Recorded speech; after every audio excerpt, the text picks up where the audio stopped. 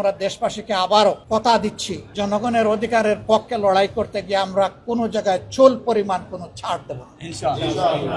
আসসালামু আলাইকুম সাংবাদিক ভাই ও বোনেরা, আপনারা সবাই জানেন এই সংসদ তার ফাংশন শুরু করেছে মার্চ মাসের 12 তারিখ থেকে।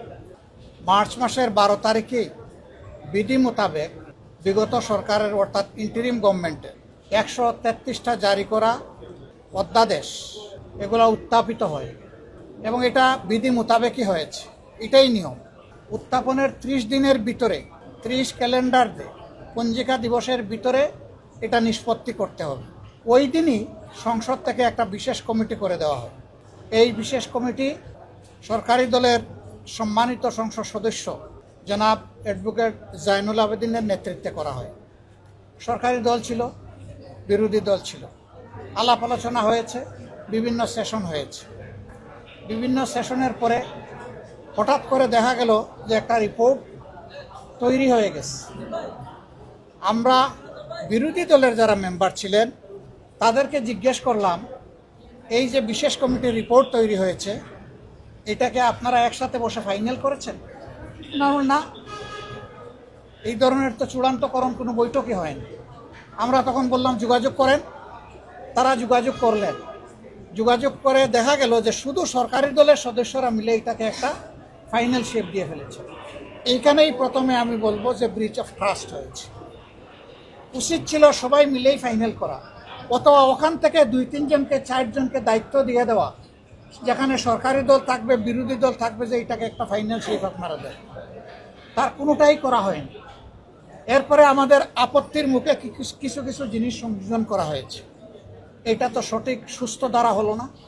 ওখান থেকেই শুরু হয়ে গেল সমস্যা। তারপরে বিলগুলো একে একে আসতে যখন শুরু করলো, আমরা দেখলাম যে ওই রিপোর্টের একটা জায়গায় ক, খ, গ ইত্যাদি ভাগ করা হয়েছে। আমরা এটা দেখে পরবর্তী কার্য উপদেষ্টা কমিটির যে মিটিং ছিল সেই মিটিংয়ে আমরা বললাম যে 133টা অধ্যাদেশ এই মহান সংসদে উত্থাপন হয়েছে। এখন সেই অধ্যাদেশগুলোর উপর যে বিশেষ কমিটি করা হয়েছে সেই কমিটির ফাংশন হলো আবার তারা এটার উপরে কাজ করে এইটাকে সংসদে এনে উত্থাপন করবে। তারা তো এখান থেকে বাদ দেওয়ার, কিছু রাখার, কিছু ছাড়ার অধিকার রাখে না। এটা সংসদের প্রপার্টি। কাজেই আমাদের দাবি হচ্ছে 133-এর 133 অধ্যাদেশই এখানে আলোচনা হতে হবে। এটা নিয়ে দীর্ঘ সময় কার্য উপদেষ্টা কমিটির মিটিংয়ে এটার আইনি দিক, এটার সুবিধা, এটার অসুবিধা, অনেক মন্ত্রীরা অনেক কথা এনেছেন। শেষ পর্যন্ত আমাদের যুক্তির সাথেই একমত হয়ে স্পিকার বলেছেন, হ্যাঁ, প্রত্যেকটাই আলোচনার জন্য আনতে হবে এবং এর জন্যে আমরা শুক্রবার দিন, সরকারি ছুটির দিনও আমাদের সংসদ বসার দরকার পড়বে। আমরা বলছি আমরা এগ্রি। উনি বলেছেন রাত 12টা হলেও সব কিছু আলোচনা করে আমরা নিষ্পত্তি করব। এইটাই ছিল কথা। কিন্তু আজকে কি হলো? আজকে শেষ দিন, আমরা একটার পর একটা মেমো অপেক্ষা করতেছি যে স্পিকারের দেওয়া রুলিং, তার সিদ্ধান্ত কার্য উপদেষ্টা কমিটি, এটাই তো বাস্তবায়ন হবে। কিন্তু আমরা দেখি জাতির নিরাপত্তার সাথে জড়িত, একান্ত স্বার্থের সাথে জড়িত, প্রত্যেকটি নাগরিকের জীবনের সাথে জড়িত এই সবগুলাকে উপেক্ষা করা হয়েছে। এই সবগুলাকে উপেক্ষা করে এটাকে লেপসের খাতায় ফেলে দেওয়া হয়েছে। তারা আজকে এগুলা উত্থাপনই করবেন না। এর আগে সর্বশেষ বিলের আগে আসলো আমাদের জুলাই জাদুঘর বিল। জুলাই জাদুঘর বিলে কনসেনসাস হয়েছিল, যেমনটি বলেছেন আমাদের বিরোধী দলীয় চিফ হুইপ, যে আমাদের সরকারি দল বিরোধী দল মিলে আমরা একমত হয়েছিলাম যেভাবে অন্তর্বর্তী সরকার অধ্যাদেশ জারি করেছে এইটাকে ইনট্যাক্ট রেখেই পাশ করা হবে, সংসদে আনা হবে। উত্থাপনও হলো সেইভাবে। হঠাৎ করে দেখা যায় সরকারি দলের একজন তিনি হাত উঠালেন, যেটা আনপ্রেসিডেন্টেড। সাধারণত বিল উত্থাপন করে সরকারি দল, কনসার্ন বা আপত্তি থাকলে হাত উঠায় বিরোধী দল। এখানে হাত উঠালেন একজন সরকারি দলের সদস্য। স্পিকার প্রথম তাকে বসিয়ে দিলেন, তারপরে তাকে কথা বলার সুযোগ দিলেন। দেওয়ার পরে তিনি 3টা সংশোধনী এখানে নিয়ে আসলেন। 3টা সংশোধনীর ব্যাপারে আমাদের নীতিগত আপত্তি আছে। তার চাইতে বড় আপত্তির জায়গাটা হলো যে আমরা তো জানলামই না যে কি সংশোধনী উনি এনেছেন, এটা জানার সুযোগ হয় নাই। তারা বলবেন মেমোতে দিয়েছেন। এখানেও স্মরণ করিয়ে দিতে চাই, একটা আইন তৈরি হচ্ছে এখানে বসে বসে জাতির জন্য। আমরা যখন কার্য উপদেষ্টা কমিটির দ্বিতীয় বৈঠকে বসেছিলাম, তখন তারা সময়ের স্বল্পতা দেখার কারণে শুক্রবারটা এড করা হয়েছে রাত 12টা পর্যন্ত, সকাল বিকাল 2 বেলা। আগে 1 বেলা চলতো, ওই দিনের পর থেকে 2 বেলা করে শুরু হয়েছে অধিবেশন। এটা তো আমরা মেনে নিয়েছি। সেই 2 বেলা শুরু হওয়া অধিবেশন চলছিল, কনসেনসাসও চলছিল, আমরা সহযোগিতা করে যাচ্ছিলাম, আপনারা দেখেছেন। আজকে স্পিকার মহোদয় স্বীকার করেছেন, সবাই স্বীকার করেছে। কিন্তু হঠাৎ করে এটা এনে একটা দলীয় শেপ দেওয়ার চেষ্টা করা হয়। বলা হলো এটা মন্ত্রণালয় যেহেতু এটা তদারকি করবে, কাজেই মন্ত্রী না থাকলে এটা হবে কিভাবে। পরে তারা খোলামেলা বলেই ফেললেন, যদি এখানে সরকারি দলের নিয়ন্ত্রণ না থাকে তাইলে এটা চলবে কিভাবে। এমনকি আমাদেরকে বুঝ দেওয়ার জন্য এটাও বলে ফেললেন যে আজকে আপনারা বিরোধী পক্ষে বসেছেন, আগামীতে তো আপনারা সরকারি দলেও আসতে পারেন, তখন এই সুবিধাটা আপনারাও নেবেন। আমরা বললাম সেম, আমরা এখানে সুবিধা নেওয়ার জন্য আসিনি, আমরা এসেছি জনগণের অধিকার প্রোটেক্ট করার জন্য। ওরকম হলেও আমরা এটা চাই না। শেষ পর্যন্ত আমাদের কোনো আপত্তি স্পিকার শুনলেন না। আমাদেরকে মিনিমাম একদিন আগে এই সমস্ত ডকুমেন্ট সাপ্লাই দেওয়ার কথা, সেইটাও দেওয়া হয়নি। আমরা গিয়ে বসেছি কিসের 1 ঘন্টা, আমরা গিয়ে বসেছি অধিবেশনে, তখন একটার পর একটা এক বস্তা কাগজ আমাদের সামনে আসছে। তাহলে আমরা যেটা দেখলাম না, যেটা শুনলাম না, যেটা নিয়ে চিন্তা করলাম না, সেখানে আমরা রায় দেই কিভাবে? তারপরেও যেহেতু সরকারি দল বিরোধী দল মিলে বিশেষ কমিটি হয়েছিল এবং যে সমস্ত বিষয়ে তারা একমত হয়েছেন, আমরা তাদের উপরে আস্থা রেখেছি। কিন্তু শেষ মুহূর্তে এসে এই আস্থাটাও সরকারি দল ভঙ্গ করেছে। তারা যুক্তি দেখালেন মন্ত্রী ছাড়া সকল সদস্যই বেসরকারি। কিন্তু যদি বেসরকারি হয়ে থাকেন, তাহলে আপনি সংস্কৃতি মন্ত্রী, আপনি এটা গ্রহণ করলেন কেন? আপনি গ্রহণ করার মাধ্যমে তো আর এটা বেসরকারি থাকলো না, এখন তো আপনার মেমো হিসাবে এটা আসলো। আপনি তো আর বেসরকারি বলতে পারেন না। আমরা যখন তাকে ধরলাম, তিনি বক্তব্যে উঠে বললেন আমিও জানতাম না। হু নোস? এই পার্লামেন্টে যিনি ইনকামবেন্ট মিনিস্টার, তিনিও যদি না জানেন, তাহলে কোন জায়গা থেকে এই কলকারি নাড়ানো হয়? এইভাবে একটা গণতান্ত্রিক পার্লামেন্ট চলতে পারে না।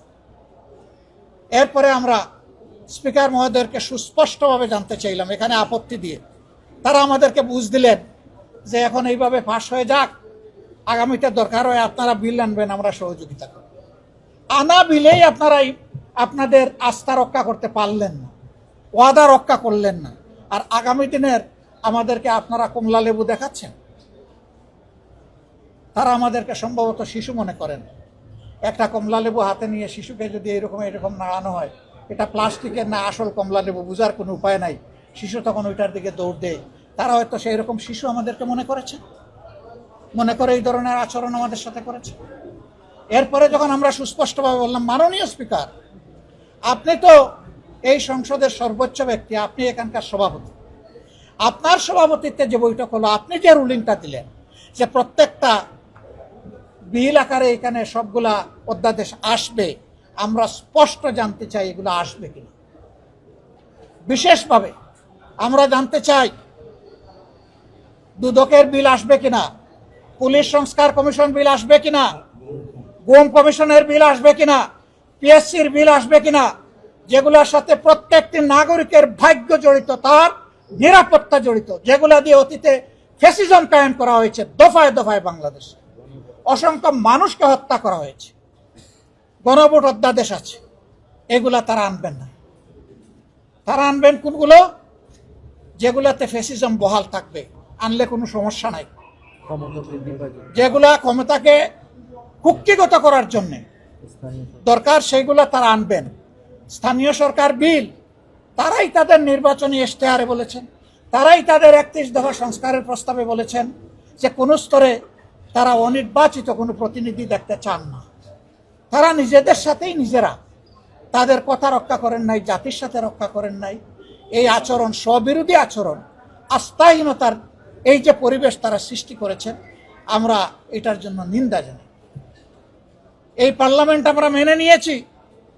এই পার্লামেন্ট নিয়ে অনেক কথা আছে, এই নির্বাচন নিয়ে অনেক কথা আছে, এবং সেই নির্বাচনের পক্ষে মিনিমাম 2 জন রাজসাক্ষী পাওয়া গেছে।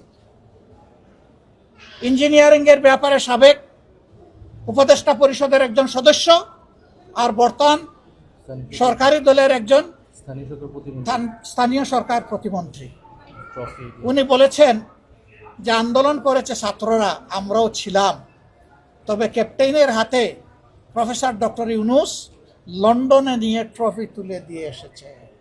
সেম ট্রফি যদি ওখানেই দিয়ে থাকেন, তাইলে কিসের নির্বাচন?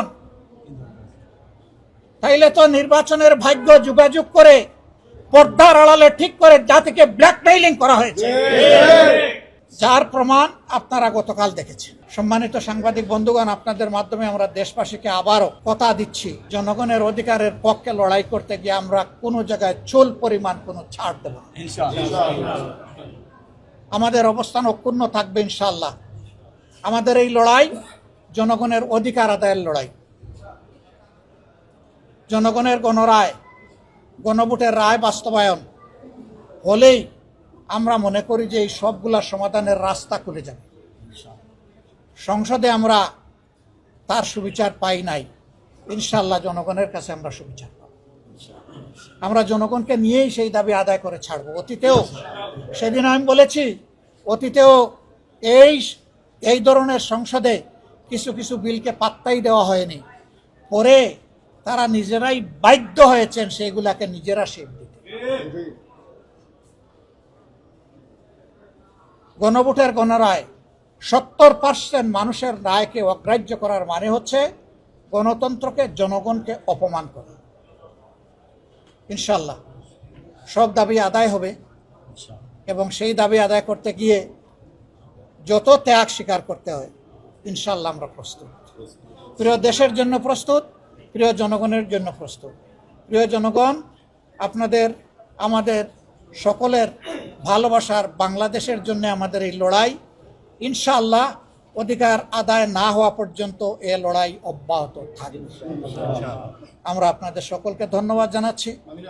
প্রশ্ন ছিল, সরকার দলের হুইপ তিনি বলেছেন যে 16টি অধ্যাদেশ যেটি উত্থাপন করেন, যেটি ল্যাপস হয়ে গেছে, সেই অধ্যাদেশগুলো ওনারা পরবর্তী অধিবেশনে বিল আকারে আনবে।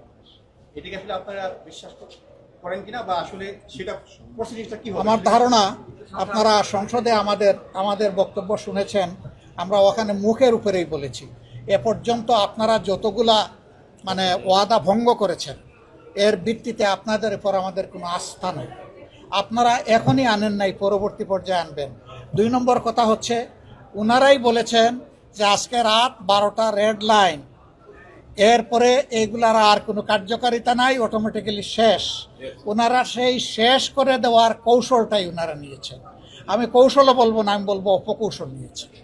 সেই অপকৌশলের ফাঁদে আমরা পা দিতে চাইনি বলেই তো আমরা ওয়াক আউট করেছি জনগণের অধিকারের পক্ষে। ধন্যবাদ আপনাদেরকে। একটা বিষয়, সেটা হচ্ছে যে বিলগুলো আজকে পাস হয়েছে এবং যেগুলো বাতিল হয়েছে, বিশেষ কমিটিতে সরকার দল দাবি করছে আলোচনা হয়েছে এবং আপনাদের সাথে সবকিছু করে আনা হয়েছে। এখন তারা বলছেন যে আপনারা বিরোধিতা করার জন্য এটা বিরোধিতা করছেন। এটার আসল গ্যাপটা কোথায়? যা বলেছি এখানে এই গ্যাপ খুলে দিয়েছি। আজকে সব, কোনো গ্যাপ রাখি নাই, সব খুলাসা করে বলে দিয়েছি। জি, শেষে আমাদের বলে গেছেন যে এই গণভোটের পক্ষে তার দলের প্রধান নির্বাচনের সময় ভোট চেয়েছেন, গণভোটকে তারা অস্বীকার করছেন। গণভোটকে অস্বীকার না করলে এটা লেপস হয় কিভাবে? গণভোটের প্রতি সম্মান দেখানোর জন্যই তো সংস্কার পরিষদের সদস্য হিসাবে শপথ নেওয়ার কথা ছিল। ওনারা প্রথম দিনই তো সেটা লঙ্ঘন করেছেন, প্রথম দিনই তো জাতিকে অপমান করেছেন, অগ্রাহ্য করেছেন। এখন কিভাবে বলেন ওনারা? এটা ওনারা বলতে পারেন, জাতি সব কিছুই বুঝে। আল্লাহ হাফিজ, আসসালামু আলাইকুম।